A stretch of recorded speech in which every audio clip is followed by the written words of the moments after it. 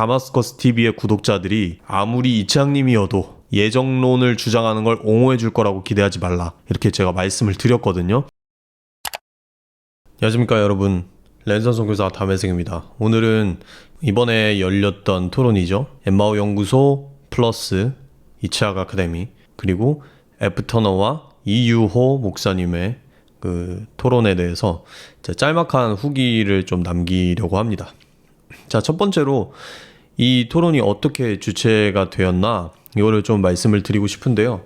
처음에 다툼이 일어난 걸 제가 알고 있었어요. 홀리컴백 관련자들이라는 식으로 애프터너의 김영현 전도사님이 먼저 언급을 했던 걸로 알고 있어요. 그 후에 그들끼리 토론이 성사가 되면서 애프터너 쪽에서 먼저 송출 제안을 주셨습니다. 말하자면 동시 송출인 거죠. 그래서 이쪽에서 다마스커스 TV에서 송출을 하고 저쪽에서 같이 송출을 하자. 그래서 각자가 성향에 맞는 사람들이 여기 와서 보도록 하자 했고, 굉장히 좋은 제안이라고 생각이 들어서 승낙을 했습니다. 그래서 실제로도 거의 비슷한 인원이 서로 봤던 걸로 알고 있고요. 구독자 숫자가 차이가 있는데 굉장히 고무적입니다. 이쪽에서 오히려 조금 더 많이 본 걸로 알고 있는데, 하여튼 여러분들 정말 감사드리고요. 이번에 기획이나 진행에 있어서 제가 참여한 게 하나도 없습니다. 토론에 참여하는 분들께서 만든 토론이고, 저는 그냥 숟가락 얹었습니다. 그냥 송출 채널로서 숟가락 얹었고, 참여한 게 굳이 있다면은 토론 전날에 엠마오님과 잠깐 한 30분 정도 디스코드로 스파링 했습니다. 이제 토론 준비한다고 하셔서 잠깐 스파링을 했고요. 토론 자체는 저는 굉장히 재미있었고, 좀 아쉬운 부분은 역시나 음향, 많은 분들이 아쉬웠을 것 같은데, 그 부분들은 앞으로 이런 이벤트들이 더 많이 일어나면서 차차 개선이 되지 않을까 싶고요. 많은 변수가 있었을 것 같습니다. 왜냐면은 굉장히 갑작스럽게 이루어진 토론이기도 하고, 이거를 처음에는 줌으로 할까 생각을 하셨을 거예요, 아마. 그러다가 제대로 해보자 해서 만나서 한 거기 때문에 앞으로 이런 것들이 일어날 때마다 좀 더 퀄리티가 상승을 하고 또 원활하게 볼 수 있는 그런 방향으로 갔으면 좋겠습니다. 제가 토론자들에 대해서 좀 코멘트들을 달아볼게요. 사실은 제가 이번 토론에 의의에 굉장히 동의를 하면서 송출로 함께한 입장으로서 참가자분들 그리고 사회를 봐주신 도마님께 고마운 마음이 큽니다. 이제 2시간 반 넘어가는 토론이었기 때문에 당연히 찾으려면 비평하려는 것을 충분히 많이 찾을 수 있겠지만, 이번에는 그런 토론의 내용 하나하나보다는 제가 최대한 좋았던 점 위주로 그런 인상 받은 것들 좀 얘기를 해보겠습니다. 자, 첫 번째로 엠마오님께서는 이번 토론에서 가장 돋보였던 것 같아요. 앞서 말했듯이 이제 토론 한 6시간 전쯤에, 그래서 가볍게 음성으로 한 30분 정도 스파링을 했는데, 이때도 뭐 문제가 있었던 건 아니지만 이때도 잘 하셨어요. 근데 6시간 후에 엠마오님께서 거의 다른 사람으로 등장을 한 거예요. 이제 말 저는 것 그런 거 하나까지도 완전히 제거된 상태로, 개선된 상태로 나타나셔가지고 저는 뭐 정신과 시간의 방에 다녀오신 줄 알았습니다. 정말 그런 1년치 수련을 한 것처럼 이분이 실전에서 굉장히 강하시구나, 그걸 다시 한번 깨달았고요. 상대방한테 이제 병 줬다가 약 줬다가 할 수 있는 모든 걸 다 했어요. 엠마오 쇼나 마찬가지일 정도로 날아다녔다고 생각을 합니다.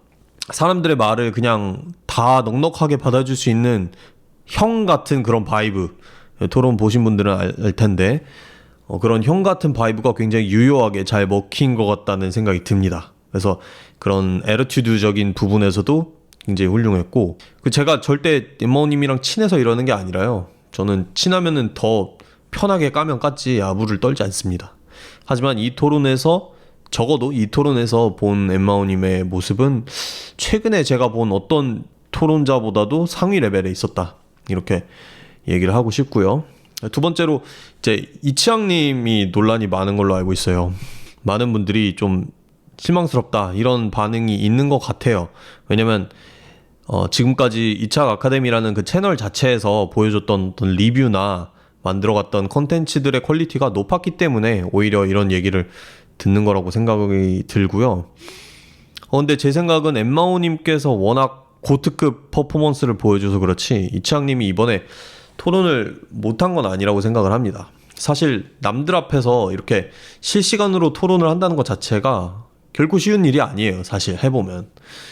그래서 제가 이창님을 좀 어느 정도 봐온 입장에서 말씀을 드리자면 토론 능력 자체가 심각하게 문제가 있었다, 이런 의견에는 동의하기 어렵고요. 오히려 3라운드를 제외하고는, 그 예정론에 관련된 부분을 제외하고는 굉장히 무난하게 잘 하셨다고 생각이 듭니다. 이거를 일단 기본으로 깔고 제 주관적 입장에서 말씀을 드리자면은 이미 토론 전에 좀 무덤을 판 부분이 두 가지가 있다고 생각을 해요. 첫 번째는 상대에 대한 방심이 있었던 것 같아요.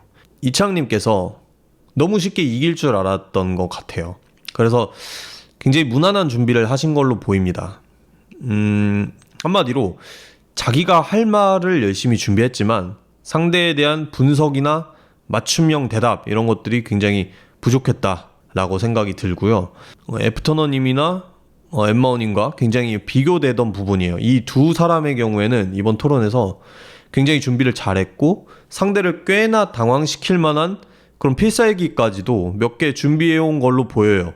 그리고 특히 김영현님은 좀 이따가 말씀을 드리겠지만 이제 아이기스 방패를 들고 왔어요. 어떤 공격을 받아도 나는 그러지 않았다라는 것을 입증할 만한, 입증이 되었는가는 차치하고서라도 그렇게 대응할 만한 그런 자료들을 프린트까지 해가지고 그렇게 준비하신 거는 굉장히 잘 준비하셨다고 생각이 듭니다. 아쉬웠던 부분 두 번째는 이 세 번째 주제예요.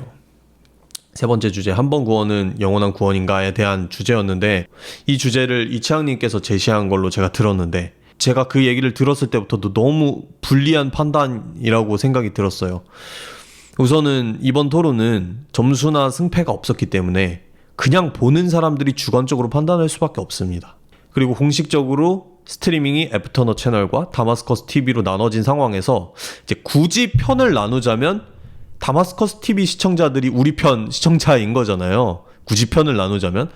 그런데 다마스커스 TV가 우리 편인데 예정론을 강력히 주장해야 되는 주제를 선정한 거는 이제 좋지 못한 선택이에요.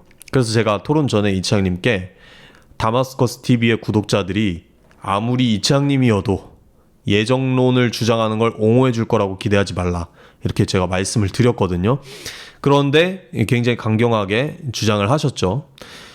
저 또한 3라운드에 한정해서는 애프터너 김영현님의 의견에 대체로 동의를 했고, 이창님의 주장에 거의 동의를 하지 못했습니다. 그리고 저런 주장이 공론장에서 힘을 발휘하거나 뭐 상대를 압도하는 데 쓰여진 거를 저는 본 적이 없어요. 사실 두세 명 정도 있기는 했는데 결국에는 일반적인 사람들이 생각하는 칼빈주의적인 범주가 아니라 제 입장에서는 너무 타협한, 이제 더 이상 이게 칼빈주의나 예정론이 맞는지도 애매한 그런 스탠스로 넘어가신 분들은 설득력이 있었어요. 하지만 진짜 전통 칼빈주의는 정말 상대를 압도하는 걸 본 적이 없고, 물론 이거는 저의 편견이 당연히 들어갈 수 있습니다. 저의 편견도 들어갈 수 있고, 특히 다마스커스 TV 쪽 시청자분들도 제 채널이기 때문에 그런 편견이 있을 수는 있겠죠. 하지만 어쨌든 송출은 다마스커스 TV에서 됐고, 그렇기 때문에 3라운드는 이창님이 토론을 못했다, 토론 능력이 없었다 라기보다는 예정론으로 대표되는 이 칼빈주의 5대 강령 자체가 어느 정도 논리가 있고 토론을 할 줄 아는 기독교인 사이의 논쟁에서 이기기가 굉장히 어려운 스탠스가 아닌가 싶습니다. 이거 마치 옛날에 스타 본 분들은 알겠지만 가디언 뽑으면 필패라고 가필패라 그랬잖아요. 그래서 이제부터 기독교 토론에서는 이제 예정론 꺼내면 진다, 예필패라고 저는 명명하고 싶습니다. 결론적으로 이창님께서는 아마 자기 스탠스에 대한 오해만 걷어내고 무난하게 잘 이야기하기만 해도 쉽게 이길 거라고 생각을 하셨던 것 같아요. 왜냐면 지식적인 부분에서 자신이 있기 때문이에요. 실제로도 이창님께서 성서학적인 지식은 이 4명 중에 가장 많을 거예요. 하지만 제가 보기에 공개 토론은 이 지식과는 조금 다른 영역입니다. 김영현님은 이 스탠스나 지식의 정당성과는 별개로 15만 구독자를 거느린 유튜버고, 인터넷상에서 수많은 논쟁에 휘말리면서 진흙탕 싸움들을 경험한 바 있는 분입니다. 한마디로 이런 싸움의 베테랑이란 거죠.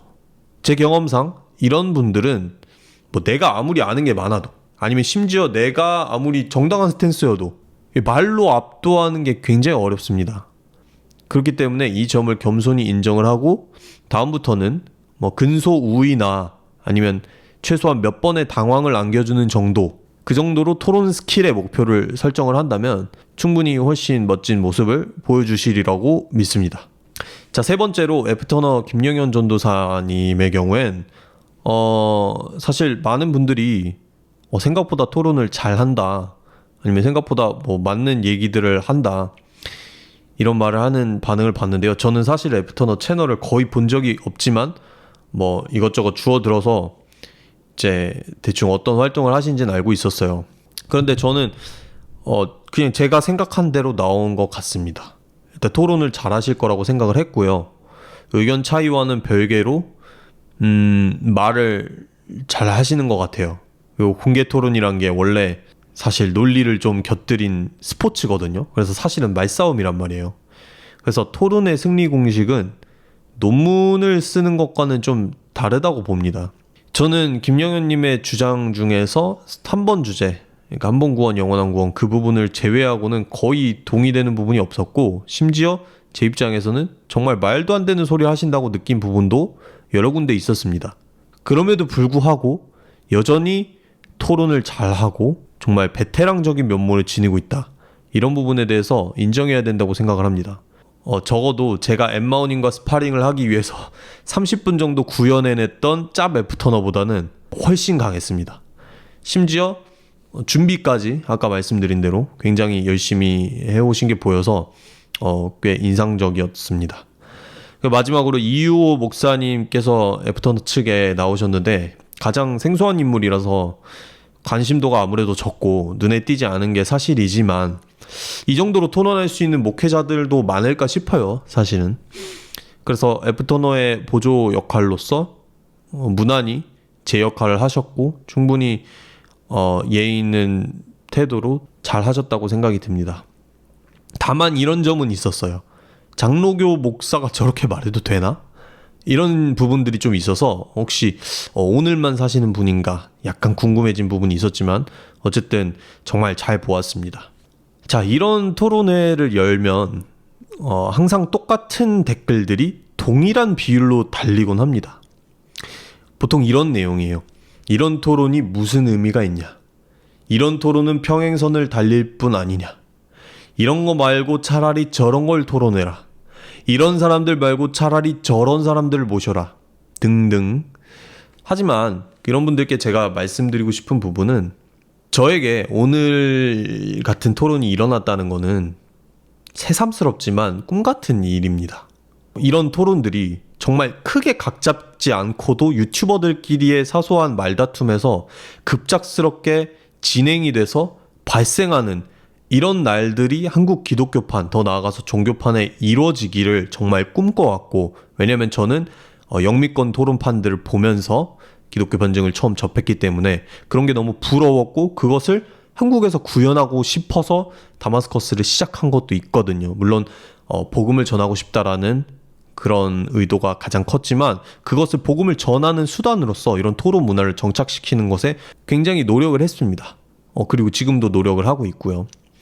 그래서 이런 게 가능해진 이 작디 작은 종교 논쟁판이, 이것 자체가 굉장히 사랑스럽습니다. 서로 우리가 맨날 뒤에서만 싸우잖아요. 목사님들도 그렇고 페북 보면은 그냥 뒤에서 자기 편들과 함께 상대 욕하는 거.